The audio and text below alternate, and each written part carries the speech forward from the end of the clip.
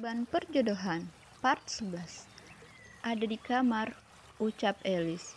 Bu Rati menggeleng lalu berjalan menuju kamar Airin. Tanpa mengetuk pintu, dia langsung masuk ke kamar Airin. Terlihat Dewa sedang duduk di atas tempat tidur wanita itu. Wajah Bu Rati memerah. Dia malu melihat kelakuan anak dan pembantunya itu. Kalian betul-betul susah dikasih tahu, murka Bu Rati. Wah, ibu kecewa sama kamu, tunjuk Bu Rati lagi. Setelah mengatakan itu, dia lalu keluar dari kamar pembantunya. Dia tak mau suaminya tahu kelakuan anaknya itu. Marni dan Elis yang melihat Bu Rati keluar, segera menuju kamar Airin. Tanpa melihat, mereka langsung berkata, Airin, kamu itu gak bisa dikasih tahu ya? Marni dan Elis tertengun. Mereka tak menyadari kalau Dewa masih di kamar tersebut. Akhirnya mereka putar balik kemudian berlari ke kamar masing-masing. Mas, bagaimana ini? Nanti Bu Rati marah sama aku, rengek Airin. Mas ketemu ibu dulu. Tenang, nanti saya jelaskan. Dewa menenangkan Airin, kemudian beranjak ke kamar ibunya. Sepeninggal Dewa, Airin tersenyum. Dia terlihat sangat senang. Rencananya untuk membuat iba Dewa sedikit lagi berhasil. Sebentar lagi kami akan jatuh ke pelukanmu, ucapnya dengan wajah berbinar. Bu Rati bersiap akan keluar, tujuannya akan ke rumah Ros. Dia bertekad akan mengajak menantunya pulang. Dia tak mau Airin bebas merayu anaknya. Mama mau kemana? Tanya Dewa yang baru saja masuk dan melihat ibunya sedang bersiap-siap. Mau ke rumah menantuku, jawab Bu Rati. Matanya mendelik melihat anaknya. Ngapain Bu? Nanti tuh anak bakal besar kepala, kalau dia bosan di sana pasti bakal pulang juga, larang Dewa. Biarin dia besar kepala, dia kan menantuku. Wajar kalau ibu pergi menjenguknya atau pergi menjemputnya. Yang tidak wajar kalau bukan siapa-siapa, bukan apa-apa tapi dihibur di dalam kamar, sindir Bu Rati. Dewa mendengus kesal, dia mendekati tempat tidur ibunya dan duduk. Bu Dewa sama Airin gak punya hubungan apa-apa. Dewa cuma menghibur dia karena dia bersedih. Bapak marah-marah. Dewa masih saja membela Airin. Terserahlah, itu urusan kamu. Ibu gak mau ikut campur. Jadi kamu juga gak usah ikut campur urusan ibu, jawabnya dongkol. Ya tidak bisa dong Bu, Ros itu istrinya Dewa. Jadi Dewa harus ikut campur, elak Dewa. Aduh, yang begini saja kamu ngaku suami, terus istri pulang kamu nggak ngantar, malah gelonin anak gadis orang di dalam kamar, omel Bu Rati. Terdengar langkah kaki Pak Dirman masuk ke dalam kamar. Ada apa lagi? Tanya Pak Dirman. Dari luar dia sudah mendengar istrinya mengomel, tapi tetap dia ingin memastikan. Gak ada apa-apa Pak, jawab Dewa cepat. Dia tidak mau bapaknya tahu dan dia dijadikan bulan-bulanan untuk dimarahi. Gak ada apa-apa kepalamu. Itu Pak, tadi ibu nemu Dewa lagi di kamar Airin. Mereka berduaan main elus-elus, jawab Bu Rati berbohong. Hatinya dongkol kepada anaknya. Awalnya dia tak ingin suaminya tahu, tapi karena dia melarang Bu Rati menjemput Ros, maka Bu Rati ingin memberi pelajaran kepada Dewa. Pak Dirman maju, dia mendekati Dewa. Plak, lagi-lagi Dewa mendapatkan tamparan. Dalam sehari ini dia sudah 2 kali ditampar oleh bapaknya itu. Kamu memang tidak bisa dikasih tahu ya. Sekarang kamu jemput istri kamu. Kalau tidak, bapak akan usir Airin. Pak Dirman mengancam anaknya. Mata Dewa membulat. Dia tak menyangka bapaknya punya pikiran seperti itu. Bapak tidak boleh seperti itu. Airin anak yatim piatu. Kalau bapak usir dia, di mana dia akan tinggal? Protes Dewa. Sebenarnya bapak tidak mau begini, tapi kalau kamu masih tidak mau menjemput istrimu, maka bapak akan usir Airin. Adil kan? Tanya Pak Dirman. Bu Rati tersenyum. Dia yakin anaknya akan mengalah dan menjemput Ros. Setelah itu baru dia akan memikirkan caranya menjauhkan Airin dan Dewa. Pokoknya tidak, Dewa gak akan jemput Ros. Dia sudah mempermalukan saya, Pak. Kalau dia mau datang, silahkan datang. Tak perlu dijemput, Dewa bersikeras. Baiklah, kalau itu mau kamu, kita lihat. Siapa yang akan mengalah? Satu yang harus kamu ingat. Mau kamu jemput atau tidak kamu jemput, Ros akan tetap jadi istrimu. Tapi sekali saya usir Airin, dia tak akan pernah balik ke sini lagi, ucap Pak Dirman. Dia berlalu keluar. Dewa yang melihat serba salah diikutinya sang bapak. Ternyata Pak Dirman ke kamar Airin. "Pak, tunggu." "Oke, Dewa jemput Ros, tapi tolong jangan usir Airin," cegah Dewa. Tangan Pak Dirman ditarik untuk tak meneruskan langkahnya ke kamar Airin. Pak Dirman nampak berpikir sejenak. Hatinya senang, ternyata Dewa bisa digertak juga. Padahal Pak Dirman hanya ingin melihat kesungguhan kata-kata Dewa. Tak mungkin dia mengusir gadis yang sudah dianggap anak sendiri. "Baiklah, kalau begitu besok pagi kita jemput Ros. Malam ini kamu tidur di kamar Bapak," titah Pak Dirman. Dia takut nanti malam Dewa akan mendatangi Airin, atau malah Airin yang mendatangi anaknya itu. Memangnya Dewa anak kecil, cebik lelaki itu. "Ya sudah, kalau tidak mau," Pak Dirman meneruskan langkahnya. "Pak, baiklah," Dewa mengalah. Pak Dirman memutar badannya kembali melangkah ke ruang tamu. Dia menarik tangan anaknya untuk ikut, mau tak mau Dewa mengikuti. Airin mondar-mandir di kamarnya. Sesaat tadi dia sempat mendengar suara teriakan dari kamar majikannya. Hatinya gelisah, dia takut jangan sampai dia diusir dari rumah itu. Marni dan Elis masuk ke kamar Airin. Melihat Airin gelisah, Marni bertanya, "Kamu kenapa? Kalian gak dengar tadi Mas Dewa teriak dari kamar Bu Ratih?" jawab Airin. Marni dan Elis saling berpandangan. "Dengar," jawab Elis. "Soal apa?" tanyanya antusias. "Jangan sedih, kayaknya kamu mau diusir dari sini." Wajah Airin memucat. Apa yang dia takutkan ternyata benar. "Aduh, jadi gimana nih? Tolong aku dong jelasin ke Pak Dirman kalau aku dan Dewa tidak ngapa-ngapain," pinta Airin. "Salah kamu sendiri sih, siapa suruh goda Mas Dewa terang-terangan," balas Marni. Airin tertunduk lalu dia diusir, berarti dia nggak bakalan punya kesempatan untuk mendapatkan Dewa. "Jadi bagaimana dong?" "Nasi sudah jadi bubur," jawabannya dengan pantun. "Makanya sebelum berbuat pikir-pikir dulu, kamu terlalu berani. Coba kek main aman." Marni masih mengoceh. Elis hanya mengangguk mendengar nasihat temannya itu. "Apa maksudmu?" tanya Airin. "Maksudnya kamu," sela Airin. Airin membulatkan mata mendengar ucapan temannya sedangkan Marni berusaha menahan tawa. "Iya, memang kamu seperti itu, mau marah silahkan." "Sepupu Ros, mulut kamu pedes banget kayak sambal ayam geprek level 15. Marni menoyor kepala Elis. Habisnya dia ngeselin, sudah tahu kita orang miskin kerja sama orang, malah belagu jatuh cinta sama majikan. Bagus kalau majikannya single atau duda. Ini majikan yang punya istri," omel Elis. "Gara-gara dia kita juga hampir dipecat. Bayangin kalau kita dipecat. Orang tua dan adik-adik kita mau makan apa?" Elis berkata sambil menangis. Marni terdiam, dia ikut murung. Apa yang dikatakan oleh Elis benar adanya. Airin mengalihkan pandangannya. Dia tak mau ikutan menangis. "Kamu enak kalau diusir nggak masalah. Kamu nggak punya tanggung jawab," tambah Elis lagi. "Sudah deh, jangan banyak bicara. Mana aku tahu akan seperti ini," sela Airin. Dia tak terima dirinya disalahkan.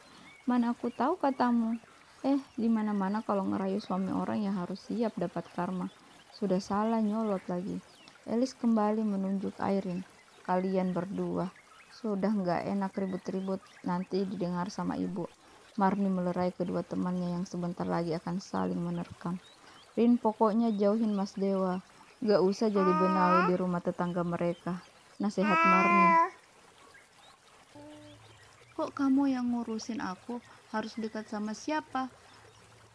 Mama bukan, Bapak bukan, apalagi," ketus Airin. "Serah deh," seru Marni. Dia mengelus dada, tak menyangka kalau Airin egois. Awalnya dia kasihan, tapi karena berkata seperti itu, maka dia tak peduli lagi. "Dis, yuk balik, gak ada gunanya menasihati orang yang lagi jatuh cinta," ucap Marni sambil bangkit dari duduknya dan berjalan keluar dari kamar Airin, diikuti oleh Elis. Tinggallah Airin masih menggerutu tak jelas. Ros sangat senang kembali ke rumahnya. Dia bermanja-manja dengan kedua orang tuanya. Dia sama sekali tak memikirkan Dewa. Bahkan dia keluar makan siang dengan teman-teman SMA-nya dulu. Sambil berbaring dia memikirkan kelakuannya kepada suaminya. Dia merasa apa yang dilakukan sudah benar. Kalau saya tidak tegas, nanti wanita itu ambil kesempatan, pikirnya. Selama saya di sini lebih baik ku nikmati saja hidupku, ucapnya. Pak Amir masuk ke kamar anaknya. Saat mendapati anaknya senyum-senyum, dia ikut tersenyum. Dia sangat bahagia karena sebentar lagi akan mendapatkan cucu. Saat asik menatap Rose, terdengar suara mobil dari luar. Bu Laila berlari tergopoh-gopoh membuka pintu dan mempersilahkan tamunya masuk. Ternyata yang datang saudara Pak Amir sekeluarga. Bu Laila mempersilahkan iparnya masuk lalu bergegas memanggil suaminya. Pak, ada Bang Arman, panggilnya. Pak Amir yang mendengar nama saudaranya disebut langsung senang. Dia berlalu ke depan, nampaklah 4 orang sedang duduk di ruang tamu. Pak Amir mendekati kakak sulungnya lalu menjabat tangannya. Bagaimana kabarnya? Tanya Arman. Memang selama ini dia jarang ke rumah adiknya itu. Baik bang, kalau Bang Arman sekeluarga bagaimana? Tanya Pak Amir. Alhamdulillah baik, ucap Arman singkat. Ada apa kesini? Tumben, tanya Pak Amir. Dia memang tak suka berbasa-basi, jadi jika orang tak mengenal Pak Amir maka orang tersebut pasti akan tersinggung. Ini aku mau titip Ipah, rencana besok aku dan istriku akan keluar negeri jadi TKW. Kalau bisa, Ipah aku titip nanti uang bulanannya aku kirimkan. Arman menyampaikan maksudnya datang ke rumah adiknya. Boleh, supaya kami di sini tidak kesepian kalau harus pulang ke rumah suaminya. Pamir menyambut niat kakaknya. Setelah agak lama berbasa-basi, mereka pamit pulang. Tinggallah Ipa, anak satu-satunya mereka. Pak Amir memanggil Ros saat datang. Ros sangat bahagia melihat sepupunya, walaupun mereka beda 2 tahun, tapi Ros dan Ipe sangat akrab. Ros mengajak Ipa masuk di kamarnya. Dia tak sabar bercerita kepada sepupunya itu. Kini mereka telah duduk di tempat tidur. Sesi curhat pun dimulai. Bah, aku mau curhat tapi jangan bilang sama ibu ya, ucap Ros membuka pembicaraan. Ipa mengangguk, mulutnya sedang full dengan cemilan, jadi dia hanya memberi isyarat. Aku sebenarnya pulang karena kesal sama suamiku. Dia masak mesra-mesraan bareng pembantunya di depan mertuaku, terang Ros. Ipa yang mendengar tanpa angguk-angguk kepala.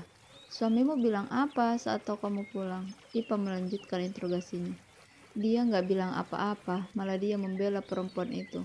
Rose bercerita kepada Ipa, terus kamu pulang dan terang-terangan saja di sini? Tanya Ipa, matanya membelalak. Dia tak habis pikir dengan apa yang ada di pikiran sepupunya itu. Iya, jawab Rose dengan wajah polosnya. Ih kamu, gemes Ipa ingin menoyor kepala Rose. Pokoknya besok kamu harus pulang. Apa kamu mau suamimu direbut sama tuh pembantu? Ipa memaksa Rose pulang. Biarin, jawab Rose santai. Dia malah asik memakan keripik kentang yang tinggal beberapa biji. Rose, kok kamu bodoh ya? Kalau dia diambil pelakor, kamu mau jadi janda gitu. Terus anak kamu belum lahir sudah punya ibu tiri. Kamu rela? Omel Ipa panjang lebar. Uhu uhu. Rose terbatuk mendengar perkataan sepupunya itu. Amit-amit, gak maulah jawabnya. Dia berkali-kali memukulkan tangannya ke lantai. Kalau kamu gak mau, makanya pulang, rayu Ipa. Hatinya sedikit lega, semua hasutannya sedikit banyak telah diserap oleh sepupunya itu. Tapi keenakan dong dia kalau aku pulang. Nanti dia bilang aku bucin, gak bisa hidup tanpa dia. Protes Rose lagi. Terserah deh, kamu yang pilih. Mau anakmu punya ibu tiri sebelum lahir atau dibilangin bucin, seru Ipa. Rose nampak berpikir, hal ini membuat kepalanya sakit. Nantilah aku pikir-pikir dulu, jawabnya lagi. Nggak usah berpikir, sekarang kamu kemasi barang kamu. Terus besok aku antar pulang. Tenang, aku bantu dari jauh deh urusin tuh pelakor, usul Ipa. Dia tak mau membiarkan sepupunya berpikir. Semakin banyak Rose berpikir, semakin kecil kemungkinannya dia mau pulang. Baiklah, tapi pakaianku nggak ada yang bisa dibereskan. Semua masih ada di dalam koper, jawab Rose sambil menunjuk koper yang masih tergeletak di pojok kamar. Ipat tergelek melihat tingkah sepupunya itu. Rose pun ikut tertawa. Janji bantu aku ya, ucap Rose kepada Ipa. Sejak dulu Ipa selalu membantu Rose. Walaupun Rose lebih tua, tapi Ipa lebih dewasa. Tenang, nanti tuh pembantu kita buat menyesal. Kalau perlu kita buat dia pergi menjauh dari rumah itu, ucap Ipa. Saat asik bercerita, terdengar suara orang di luar. Ipa beranjak untuk membukakan pintu. Tak berapa lama dia pulang dengan wajah syok. Rose mengguncang bahu sepupunya itu dan bertanya, kamu kenapa? Notifikasi. Ada cowok ganteng, jawabannya. Mukanya kini berubah menjadi merah. Hahaha, tawa Ros menggelegar. Ipa memang anaknya menyenangkan, wajar saja Ros menyukainya. Kok ketawa? Tanya Ipa. Wajahnya ditekuk tanda dia kesal. Kamu lucu, mas ada cowok ganteng tapi kayak orang panik, ucap Ros. Cowok ganteng banyak, tapi kalau ini gantengnya gak ada lawan, seru Ipa. Hahaha, Ros kembali tertawa. Memang tamunya siapa? Ros akhirnya bertanya. Gak tahu, dia datang bawa kue, dia bilang dari mamanya, balas Ipa. Ros keluar kamar, dia meninggalkan sepupunya yang masih syok karena kegantengan lelaki itu. Sampai di pintu dia melihat seorang lelaki sedang berbincang dengan Pak Amir, ayah Ros. Sejenak Ros terpaku dengan lelaki itu persis seperti yang dikatakan Ipa. Tampannya kebangetan. Hayo, intip apa? Bisik Ipa. Ros terlonjak, dia kaget ternyata Ipa sudah berada di belakangnya. Mereka asik mengintip lelaki itu dari balik pintu. Tak berapa lama, orang tersebut pulang. Ros dan Ipa mendekati Pak Amir. Om, cowok ganteng itu siapa? Tanya Ipa langsung. Pak Amir menatap kemanakannya lalu berkata, tetangga baru. Dia datang bawa kue, sekalian ngajak besok makan malam bareng di rumahnya. Besok Ipa ikut ya om, pinta Ipa. Apa sih, anak gadis nggak boleh keganjengan, ucap Pak Amir. Ipa manyun, Ros tersenyum. Hampir saja dia meminta ikut juga jika Ipa diizinkan ikut. Ih om, gak gaul, seru Ipa. Apa sih, sana kalian berdua masuk istirahat, tita Pak Amir. Setengah terpaksa Ros dan Ipa melangkah kembali ke dalam kamar. Di dalam kamar mereka belum tidur juga. Sambil bermain HP, Ipa berkata, Ros, gantengan mana suami kamu atau cowok itu? Ganteng cowok itu, jawab Ros spontan. Ini anak, masa gantengan cowok tadi daripada suami kamu, protes Ipa. Ros mengangguk tapi tak melihat Ipa, dia masih sibuk berselancar di dunia maya. Tiba-tiba saja matanya tertuju pada sebuah postingan. Sebenarnya tak ada yang aneh jika yang ditandai bukan suaminya. Terlihat postingan tersebut memperlihatkan foto siluet seorang lelaki-laki dengan tertulis caption, memperhatikanmu dari jauh adalah cara aku mencintaimu dalam diam. Gila nih cewek, nggak punya malu, gumam Ros. Ipe mendengar sepupunya bergumam menghentikan kegiatannya membaca novel online kesukaannya. Ada apa? Selidik Ipa. Ini cewek halu, masa foto bayangan cowok tapi yang ditandai suamiku. Aduh Ros. Coba sini aku lihat. Tangan Ipa terjulur meminta handphone Ros. Ros menyodorkan benda pipi tersebut. Ipa mengutak-atik HP Ros mengetikkan sesuatu, setelah itu mengembalikannya ke Ros. Belum lagi Ros membuka aplikasi berwarna biru tua tersebut, suara pemberitahuan berbunyi bersahut-sahutan. Ros membuka HP-nya, matanya terbelalak, tatapannya dialihkan ke Ipa. Orang yang ditatap malah telah meringkuk di bawah selimut. Tinggallah Ros membaca semua notifikasi. Kembali Ros membaca status yang dibuat Ipa di berandanya. Untuk kamu, siapapun yang menulis status ini dan menandai suami saya, tolong bangun dari tidur Anda supaya Anda sadar bahwa semua yang Anda alami itu hanya halu. Notifikasi terus berbunyi. Ros membaca satu persatu komentar bernada dukungan, sampai dia mendapati sebuah komentar yang telah balas oleh teman-teman Ros. Tak ingin mengambil pusing, Ros menutup aplikasi tersebut, nonaktifkan handphone lalu ikut tidur menyusul Ipa. Sementara Airin, sang pemilik posting, mengepalkan tinju. Dia geram membaca status Ros. Dia tersindir, hal tersebut menjadikan gadis itu semakin berambisi untuk memiliki dewa. Tunggu saja, sebentar lagi dewa akan bertekuk lutut di hadapanku, lirih Airin. Airin turun dari tempat tidur, dia melihat jam sudah menunjukkan jam 12 malam. Dia keluar dari kamarnya, mengendap-endap menaiki tangga. Tak berapa lama dia sudah sampai di depan kamar dewa.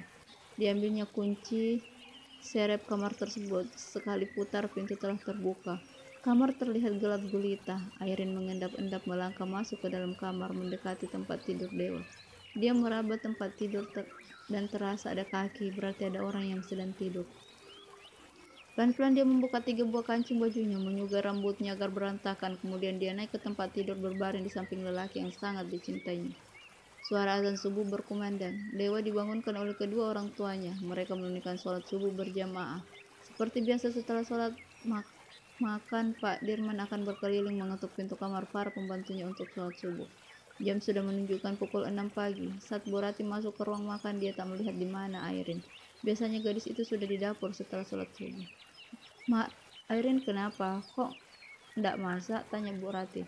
Marni yang tak menyangka akan ditanya gelagapan, tak tahu harus jawab apa. Marni cuma bisa menggeleng. Tolong periksa di kamarnya, nanti dia sakit, perintah Bu Rati. Marni menghentikan kegiatannya membuat susu untuk semua orang dalam keluarga itu, mencuci tangan lalu berlalu ke kamar Airin.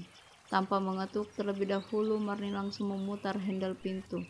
Kamar terlihat gelap gulita, dia meraba dinding untuk menyalakan lampu. Hanya sekali tekan lampu kamar Airin menyala, tapi gadis itu tak ada di sana. Kemana sih Airin? Marni menggerutu lalu kembali ke dapur. Bagaimana? Airin gak kenapa-kenapa? Tanya Bu Rati. Marni menggeleng kemudian berkata, Airin gak ada di kamarnya, Bu. Bu Rati menghentikan suapannya. Dia menatap Marni meminta penjelasannya. Gak tahu, Bu. Saya masuk kamarnya. Airin sudah tidak ada, jawab Marni. Saat mereka sedang sibuk mencari Airin, Dewa dan Pak Dirman masuk ke ruang makan. Mereka duduk di meja makan dan mulai sarapan. Marni kembali melanjutkan kerjaannya membuat teh hangat. Saat sedang asik makan, Elis masuk ke dalam ruang tamu. Dia menggerutkan alis ketika melihat Dewa ada di dapur. Dia mendekati Marni, niatnya ingin memberitahu temannya soal apa yang dia lihat di kamar Dewa, namun karena ada Pak Dirman, Elis menahan diri. Dia membantu Marni untuk menyediakan semua yang dibutuhkan oleh majikannya. Pak, tadi di luar apa tidak lihat Airin? Tanya Bu Rati. Pak Dirman yang mendapat pertanyaan tersebut menggeleng. Memangnya Airin kenapa, Bu? Tanya Dewa. Pak Dirman spontan menatap anaknya itu, menyadari jika dia sedang salah ucap. Dewa melanjutkan makanannya. Suasana hening, semua larut dalam aktivitas. Bu Rati berkali-kali menatap ke arah luar, berharap Airin akan muncul. Hati kecilnya tak tega jika Airin pergi dari rumah itu. Marni dan Elis mencuci piring. Elis membilas gelas bekas pakai. Dia masih memberikan kode kepada Marni. Namun, Marni tak mengerti tingkah Elis. Tolong, tolong.